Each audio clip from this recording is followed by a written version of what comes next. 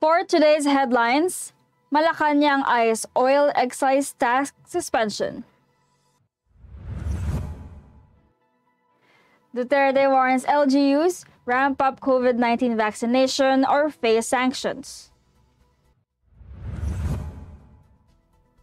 NCRPO preparation for undas ongoing.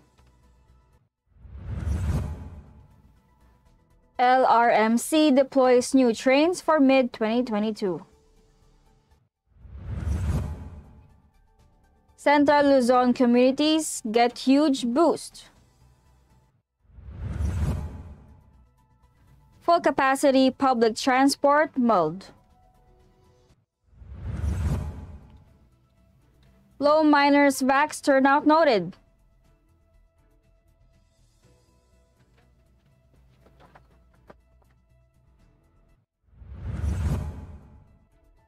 Good morning, I am Venice Bautista and this is Tribune News on Cue.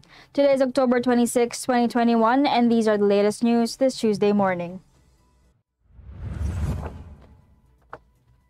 The government is studying the possibility of suspending the collection of excise taxes on petroleum products as global oil prices rise, the palace said Monday. Presidential spokesperson Secretary Harry Roque said authorities will evaluate the proposal of transport groups and other sectors as fuel costs threaten to increase the prices of basic goods and services. Oil prices reportedly spiked between 7.02% for high-octane gasoline and 15.61% for diesel from August to October, much higher than the 0.21% and 3.97% increases from June to August. A suspension of taxes on petroleum prices will reduce costs by 25%, assuming gasoline prices at 70 pesos per liter, InfraWatch PH convener Terry Ridon stated. Aside from the rise in oil prices, the Duterte administration's tax reform was accelerated and inclusion train law also slapped duties amounting to 10 pesos per liter on gasoline and 6 pesos per liter on diesel. The law currently has no provision that can automatically reverse the imposition of taxes. The Department of Finance has recently warned that suspending the imposition of excise taxes may result in a substantial revenue loss of up to 131.4 billion pesos in 2022, thus affecting the government's pandemic response budget. Energy Secretary Alfonso Cusi said the spike in domestic oil prices was due to the prevailing oil deregulation law and import dependence that tied the hands of the government. Transport groups have since called on the government to impose measures to control oil prices amid the pandemic, saying the marginalized sectors will be badly hit if the costs of food and other necessities also increase. President Rodrigo Duterte has taunted local officials that they could get slapped with administrative charges if they fail to fulfill their duties in vaccinating their constituents against COVID-19. The president issued the warning during his public address Monday night as he urged mayors and barangay officials to speed up anti-coronavirus inoculation efforts and convince their reluctant constituents to get COVID-19 shots. Local officials, the president said, should form a systematic way to identify who among their constituents have yet to receive COVID-19 vaccines. Among his proposals include door-to-door surveys, adding that village chiefs should personally convince residents within their jurisdictions to get vaccinated against coronavirus. Please do everything to convince them to get vaccinated, Duterte said, noting that local officials should impose their authority to carry out the government's immunization drive. Without ramping up inoculation efforts, the chief executive feared that the government won't be able to reach its target of vaccinating 50 million individuals this year, a goal set by the Health Department to achieve population protection against COVID-19. At present, only 25.71 million Filipinos have been fully vaccinated against COVID-19, while 30 million individuals were still waiting for their second doses. The National Capital Region Police Office Chief Major General Vicente Danao Jr. said he's been making his rounds to different units and stations to ensure that security measures for undas are being prepared.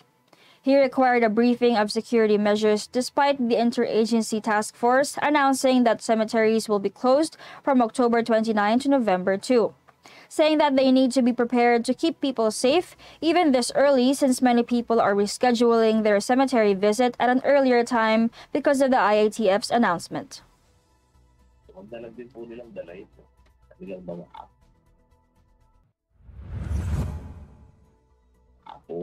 They have already coordinated with the respective management of the cemeteries regarding the strict implementation of the security plans, and there are already police roaming inside the cemeteries to ensure that the public is following the minimum health standards. It's not well gated. So, sabihin, wala po siyang perimeter fence and anybody could go there. So, yun po yung isang tinitignan natin aspeto rito.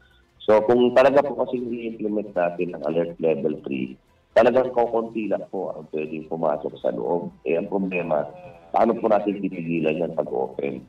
Okay, so 1/3 lang actually ang in every occupancy of 100%. Only 30% is allowed inside. So we have already coordinated po sa respective management of the lalong-lalo na po sa mga private cemeteries. So, sabihin, wala. According to him, some LGUs have implemented that cemeteries within their district will only be open from 8 a.m. to 5 p.m. There are different rules and regulations per LGU, but they assure that coordination has already been done. Tribune News on Q will be back after these short reminders. Botomoto Halalan 2022, the Daily Tribune special coverage.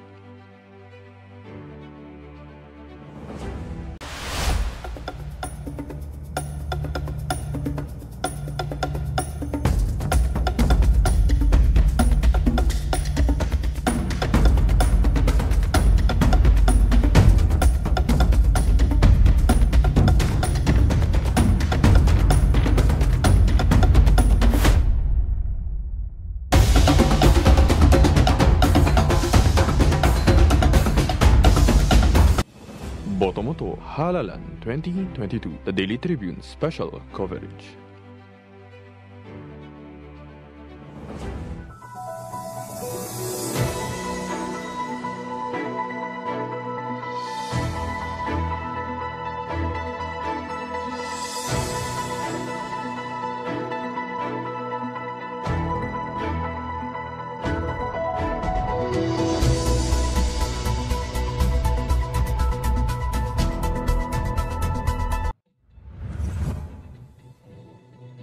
We're back on Tribune News on Q. Light Rail Manila Corporation, the private operator of the LRT Line 1, sends to complete the deployment of new fourth-generation trains for revenue use by June next year. It's not well gated. LRMC President and CEO Juan F. Alfonso said Monday the trains to be used in the existing system and Cavite Extension Project will undergo safety checks, inspections, and required test runs with minimum kilometers and acceptance tests. LRMC and its partners, Department of Transportation, Light Rail Transit Authority, and Manila Harbor Center Port Services Incorporated, have been receiving the Gen 4 train sets in batches this year since the arrival of the first Gen 4 train set in the Philippines mid-January. Each Gen 4 train set consists of 4 light rail vehicles with a total capacity of 1,300 passengers per trip, a total of 30 train sets from Spain and Mexico. The train sets measure 106 meters in length and 2.59 meters in width, with maximum design speeds of up to 70 kilometers per hour, with destination signs to inform passengers if the trains are heading north or south.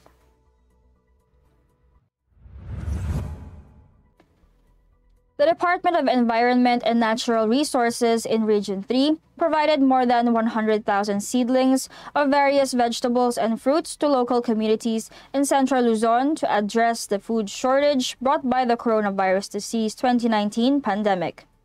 DENR Executive Director Paquito Moreno Jr. disclosed that the 100,000 seedlings were distributed since July this year as part of their thrust to secure food for local communities and promote urban forestry. The agency is in close coordination with the Department of Agriculture and the Interagency Task Force, citing that the agency has activated its modern mechanized forest nursery in Tarlac to produce various vegetable seedlings like string beans, petchay, okra, and eggplant. The agency has also set up various community plant tree in the region and gave away over 90,000 seedlings of various forest and fruit-bearing trees, including kasoy, avocado, sampalok, duhat, mangga, rambutan, guyabano, bignay, nara, fire tree, molave, and bitaog to promote urban greening and environmental stability. Community plant tree is inspired by the community pantry movement in the country, but instead of free foods, fruit tree seedlings were provided to the communities.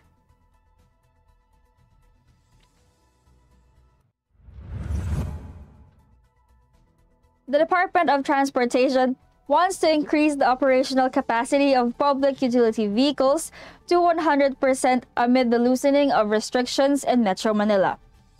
At the consultative meeting of the agency's 2022 proposed budget in the Senate Monday, DOTR Assistant Secretary for Road Transport and Infrastructure Steve Pastor disclosed that the department is set to defend its recommendation to restore the seating capacity in public transportation to full capacity before the Interagency Task Force for the Management of Emerging Infectious Diseases on Thursday, October 28.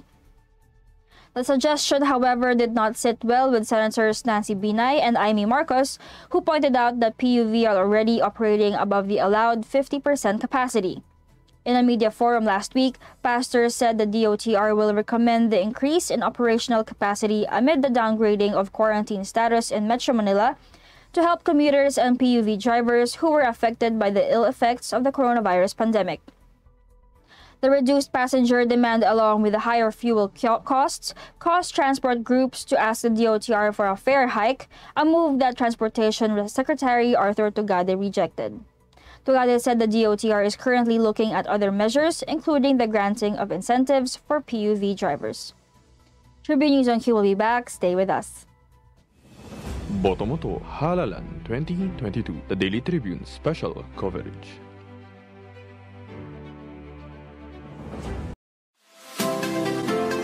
Magandang araw mga katribu! Narito na ang mga makakasama nyo tuwing umaga sa programang Gising Na. Roy Pelovelo, Comfy Manalo, Atty. Lia Badillo Crisostomo, Vernon Velasco, Kim Sancha at Jerk Balagtas. Abangan ang programang Gising Na mula alas 8 hanggang alas 9 ng umaga sa Facebook page ng Daily Tribune. Ilabas ng mainit na kape at samahan kami sa inyong pag-almusal, mga katribo. Sama-sama natin alamin ang mga natatagong istorya sa mga latest na kaganapan sa loob at labas ng bansa.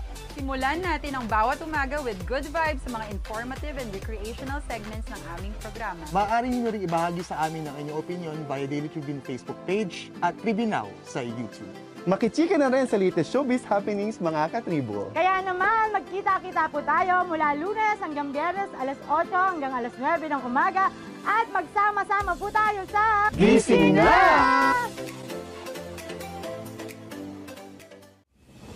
Botomoto Halalan 2022, the Daily Tribune special coverage.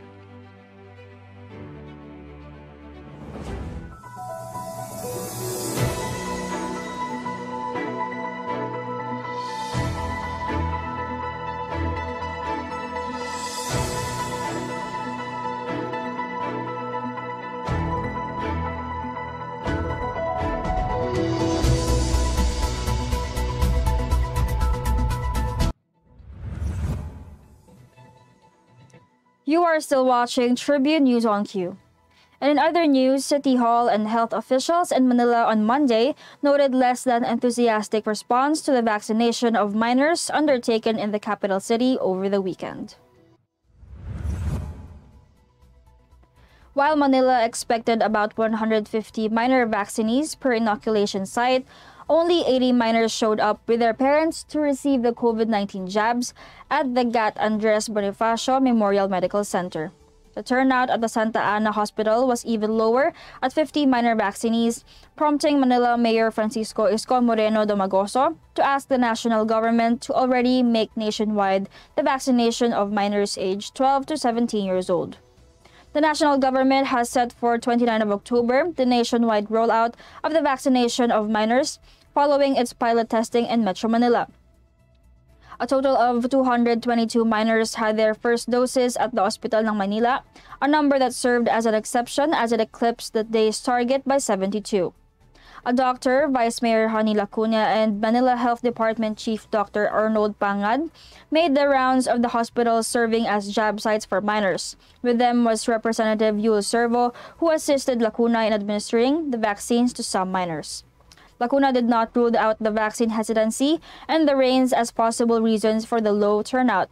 And at the Justice Abad Santos General Hospital, its director, Dr. Meryl Sakdalan, said some parents informed them that their children scheduled for vaccination were having their exams. Santa Ana Hospital Chief Dr. Grace Padilla said the number of minor vaccinees with comorbidities may increase in the coming days.